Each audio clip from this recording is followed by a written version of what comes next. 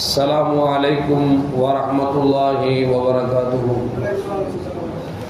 الحمد لله رب العالمين والصلاة والسلام على أشرف المرسلين وعلى آله وأصحابه وأزواجه وذرياته وأهل بيته أجمعين.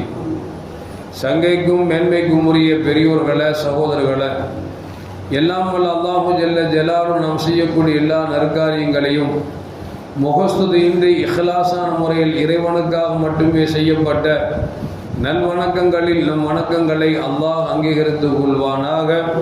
நாம் செய்யக்கூடிய வியாபாரங்களிலும் தொழில்துறைகளிலும் நஷ்டம் இல்லாத ஹலாலான முறையில் நிரம்ப லாபத்தை பெற்று அந்த லாபகரமான வாழ்க்கையை கொண்டு தம் தேவைகளையும் தேவை உடையவர்களின் தேவைகளையும் நிறைவேற்றக்கூடிய நல்ல பொருளாதாரத்தையும் உள்ள விசாலத்தையும் அல்லாஹ் நம் அனைவர்களுக்கும் வழங்கி அல்வானாக.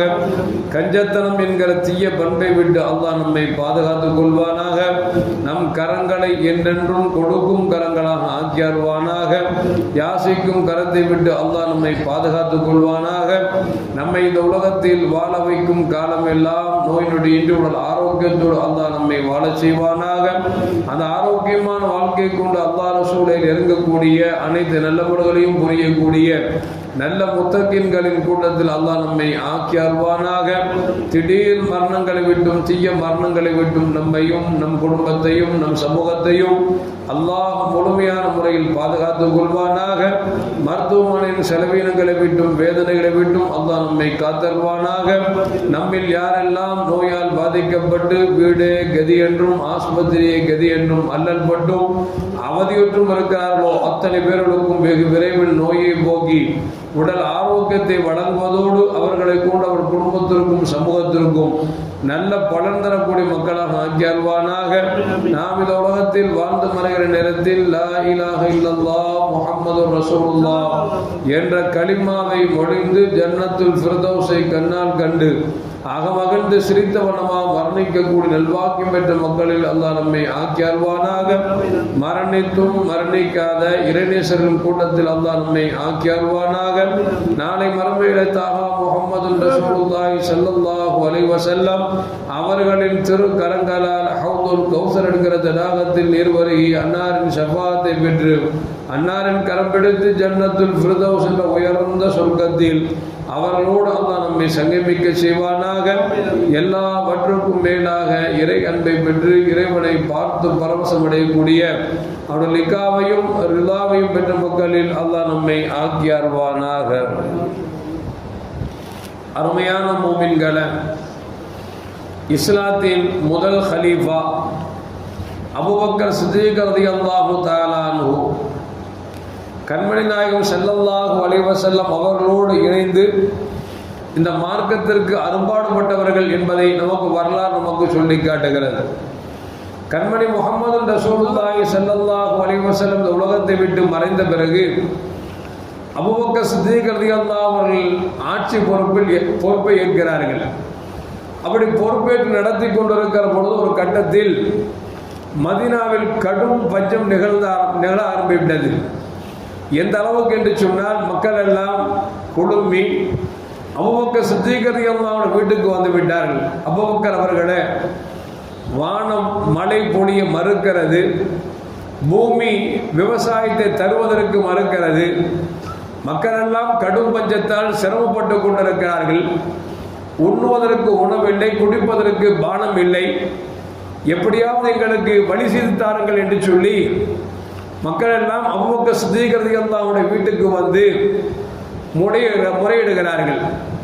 அபூபக்கர் சித்தீக் ரலியல்லாஹு தஆலா அவர்கள் வந்தவரிடத்தில் அன்பாக பண்பாக பரிவாக பேசி, கொஞ்சம் பொறுமை காருங்கள், நான் அல்லாஹ்விடத்தில் இந்த சூழ்நிலை மாறுவதற்கு நான் ஆதரவு செய்கிறேன், துஆ செய்கிறேன் என்று சொல்லிவிட்டு அல்லாஹ் நமக்கு ஒரு வெகு சீக்கிரத்தில் ஏதாவது வழியை நமக்கு திறந்து விடுவான் என்று சொல்லி அபூபக்கர் சித்தீக் ரலியல்லாஹு தஆலா அவர்கள் வந்த இடத்தில் சொல்லி அனுப்புகிறார்கள். கொஞ்ச நாளில் ஷாம் தேசத்திலிருந்து சிரியா தேசத்திலிருந்து 1000 ஒட்டகைகள் நிரம்ப உணவு பண்டங்கள், கோதுமை, மாவு, ஜைத்துன் எண்ணெய், மனிதர்களுக்கு எதுவெல்லாம் அத்தியாவசியமோ அத்தனை பொருட்களும் ஒட்டகத்தினுடைய முதுகிலே சொல்வார்கள், பாலைவன கப்பல் என்று சொல்வார்கள் ஒட்டகத்தை. ஒட்டக முதுகில் சுமந்து கிட்டத்தட்ட 1000 ஒட்டகங்கள் மதீனாவுக்குள் வருகிறது. வந்தால் நேராக சையதுனா உஸ்மான் ரலியல்லாஹு அன்ஹு வீட்டுக்கு வந்து நின்று அந்த ஒட்டகங்கள்லாம் அப்படியே தன்னுடைய சத்தத்தை உயர்த்துகிறது. உஸ்மான் ரலியல்லாஹு தஆலா வெளியே வந்து பார்க்கிறார்கள். பார்த்தால் நாம் வியாபாரம் செய்த 1000 ஒட்டகைகள் நிறைந்து அது உணவு பண்டங்களை கொண்டு வந்திருக்கிறது என்பதை விளங்கி நின்று கொண்டிருக்கிறார்கள். ஒட்டகங்கள் 1000 ஒட்டகம் மதீனாவுக்குள் வந்தது என்று சொன்னால் அது எப்படி இருக்கும் கொஞ்சம் யோசிச்சு பார்க்கணும். ஊரே பரபரப்பாக இருக்குது. கடுமையான பசி நேரம், பஞ்சம் நேரம். இந்த நேரத்தில் மதீனத்து பஞ்சத்தில் இருக்கக்கூடிய அத்தனை மக்களும் உஸ்மானுடைய வீட்டுக்கு வந்து விட்டார்கள். இவர்கள் ஒரு பக்கத்தில் வருகிறார்கள் என்று சொன்னால் மதீனாவில் இருக்கக்கூடிய வியாபாரிகள், அக்கம் பக்கத்தில் இருக்கக்கூடிய வியாபாரிகள், ஏனென்று சொன்னால் உஸ்மான் ரலியல்லாஹு தஆலா பொருளை வாங்கி வந்தார்கள் என்று சொன்னால் அவரிடத்தினால் சிறு சிறு வியாபாரிகள் எல்லாம் பொருளை வாங்கி கொண்டு வியாபாரம் செய்ய செல்வார்கள். அவர்கள் ஒரு பக்கத்தில் வந்திருக்கிறார்கள். பார்த்தால் வீட்டை சுற்றி ஒரு பக்கம் உணவு இல்லாமல் பசியும் பட்டினியுமால் ஏழை பாளையங்கள் என்று கொண்டிருக்கிறார்கள். இன்னொரு பக்கத்தில் வியாபாரிகள் காசை வைத்துக் கொண்டு இந்த பொருளை வாங்குவதற்கு காத்து கொண்டிருக்கிறார்கள். உஸ்மான் ரலியல்லாஹு கேட்டாங்க, வியாபாரிகளே உங்களுக்கு என்ன வேண்டும் என்று கேட்டார்கள். எப்பொழுதும் தருவது போன்ற உங்கள் வியாபார பொருளை எங்களுக்கு கொடுத்தால் நாங்கள் வாங்கி கொண்டு வியாபாரம் செய்யலாம் என்று ஆசைப்படுகிறோம் என்று சொன்னார்கள். உஸ்மான் தான் சொன்னாங்க, ஒரு பக்கத்தில் பாருங்க, ஏழை வாழைகள் எல்லாம் ஒன்றுமில்லாமல் பசியும் பட்டினியுமால் வாடிக்கொண்டிருக்கிறார்கள். இந்த பொருளை நான் உங்களுக்கு கொடுப்பதா அவர்களுக்கு கொடுப்பதா, சரி எவ்வளவு தருவீர்கள் என்று சொல்லி உஸ்மான் ரலியல்லாஹு தஆலா வியாபாரத்தில் கேட்கிறார்கள். வியாபாரிகள் சொல்கிறார்கள், 1 ரூபாய் பொருளுக்கு நாங்கள் 2 ரூபாய் தருகிறோம் என்கிறார்கள். உஸ்மான் ரலியல்லாஹு சொல்றாங்க, இல்ல இதை விட அதிகமா 3 ரூபாய். இப்படியே போய் பார்த்தீங்கன்னா 1 ரூபாய் பொருளை 10 ரூபாய்க்கு வாங்குவதற்கு வியாபாரிகள் தயாராக இருக்கிறார்கள் என்று சொன்னால் பொருளாதாரம் தட்டுப்பாடு ஏற்பட்டு விட்டது. உணவு தட்டு ஏற்பாடாகிவிட்டது. எனவே நாம் இதை எப்படியாவது வாங்கிக் கொள்ள வேண்டும் என்கிற ஆசையில 1 ரூபாய்க்கு வாங்க வேண்டிய பொருளை 10 ரூபாய்க்கு தாருங்கள் என்று சொல்லி வியாபாரிகள் கேட்கிறார்கள். அதிலும் சில பொருள் 1 ரூபாய் பொருள் என்று சொன்னால் சில பொருள் அதை விட 50 பைசா பொருள் இருக்கும், 4 பொருள் இருக்கும், 10 காசு பொருள் இருக்கும். இல்ல, இந்த மாதிரி எல்லா பொருளையும் டோட்டலா நாங்கள் 10 ரூபாய்க்கு சகிதமாக என்ன செய்கிறோம், எடுத்துக்கிறோம், பொருளை தாருங்கள் என்று சொல்லி வியாபாரிகளை காசை கொட்டுவதற்கு காத்து கொண்டிருக்கிறார்கள். இந்த நேரத்தில் உஸ்மான் தான் சொன்னாங்க, உங்களுக்கு நான் விற்பது போன்று தெரியவில்லை என்று சொன்னால் நான் அல்லாஹ்வுக்காக சத்தக்து லிவஜில்லாஹி அலா ஃபுகராயில் முஸ்லிமீன வல் முஃமினீன், ஏழையான முஸ்லிம்களுக்கும் மூமின்களுக்கும் அல்லாஹ்விடம் நான் வியாபாரம் ஒப்பந்தம் பண்ணிட்டேன், அவர்களுக்காக நான் கொடுத்து விட்டேன் என்று சொல்லி உஸ்மான் ரலியல்லாஹு தஆலா சொல்லி 1000 ஒட்டகைகள் வந்த அந்த பொருளாதாரத்தை, அந்த உணவு பண்டங்களை மதீனாவில் வாழக்கூடிய அத்தனை பேர்களுக்கும் இலவசமாக வழங்கினார்கள் என்பது ஒரு நீண்ட வரலாறு. எதற்கு சொல்லுவார் என்று சொன்னால், நமக்கும் கொரோனா பீரியட் வந்துச்சா இல்லையா, 3 வருஷம் வாட்டுச்சா இல்லையா, எந்த அளவுக்குன்னா நான் அந்த கொரோனா பீரியட்ல தான் ஒரு கட்டத்தில் பள்ளிவாசல் 1 லட்சம் ரூபா முன்கடன் வாங்கியிருந்தேன். அந்த 1 லட்சம் ரூபா வச்சு அந்த காலங்கள் எல்லாம் ஓடிக்கொண்டது. எதுக்கு சொல்லுறோம் அப்படின்னா, அந்த நேரத்தில் பார்த்தீங்கன்னா சாதாரண ஒரு கோழிக்கறி 200 ரூபா இருந்துச்சு அப்படின்னா 500 ரூபா போச்சு. சாதாரண ஒரு பொருட்கள் எல்லாம் விலை உயர்த்தி விற்கக்கூடிய ஒரு சூழலுக்கு தள்ளப்பட்டுருச்சு. அந்த மாதிரி நேரங்களில் நமக்கு என்ன ரேட்டுக்கு கிடைக்குதோ நம்ம செலவினங்கள் போக சொற்பலாம் வச்சு விற்கலாமே தவிர, ஒரு பால் பாக்கெட் 22 ரூபா அப்படின்னா அந்த நேரத்தில் 32 ரூபா 42 ரூபாய்க்கு விற்றவர்கள் எல்லாம் இருக்கிறார்கள். ஏன்னா இந்த நேரத்தில் காசை பார்க்க முடியும், இப்ப சேர்த்தாதான் காசை சேர்க்க முடியும் சொல்லி எத்தனை வியாபாரிகள் கொள்ளை லாபத்திற்கு வித்தார் என்பதை நாம் பார்த்து கொண்டிருக்கிறோம். இங்க உஸ்மான் ரலியல்லாஹு தஆலா 1000 ஒட்டகைகள் வந்த அந்த உணவுப் பொருட்களை மதீனத்து மக்களுக்காக அல்லாஹ்வுக்காக அவர்கள் தான தர்மம் செய்தார்கள் என்று சொன்னால் அவர்கள் சாதாரணமாக இருக்க முடியுமா என்பதை கொஞ்சம் யோசித்து பார்க்க வேண்டும். அன்றைய இரவிலே இப்னு அப்பாஸ் ரலியல்லாஹு அவர்கள் உறங்கிக் கொண்டிருக்கிறார்கள். இப்னு அப்பாஸ் ரலியல்லாஹு கனவுல முஹம்மது ரசூலுல்லாஹி ஸல்லல்லாஹு அலைஹி காட்சி தருகிறார்கள். நான் அடிக்கடி சொல்வேன், நபியை கனவில் கண்டால் நபியைத்தான் அவர் காணுகிறார். ஏனென்று சொன்னால் கண்மணி முஹம்மது ரசூலுல்லாஹி ஸல்லல்லாஹு சொல்வார்கள், என் உருவத்தில் ஷைத்தான் வர மாட்டான் என்று நபிகள் நாயகம் ஸல்லல்லாஹு சொல்லியிருக்கிறாங்க. இப்னு அப்பாஸ் ரலியல்லாஹு கனவுல காண்றாங்க, ஸல்லல்லாஹு அலைஹி அவர்கள் காலில் அணிந்திருக்கிற செருப்பு இருக்கிறதே ஒளியால் நிரம்பியிருக்கிறது.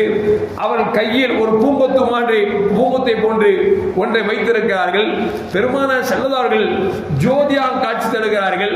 இந்த நேரத்தில் இப்னு அப்பாஸ் ரலியல்லாஹு தஆலா அவர்கள் ரசூலுல்லாஹ்விட பேசலாம்னு ஆசைப்படுகிற பொழுது கண்மணி முஹம்மது ரசூலுல்லாஹி ஸல்லல்லாஹு அலைஹி அவர்களை விட்டு வேகமாக கடப்பதற்கு முயற்சிக்கிறார்கள்.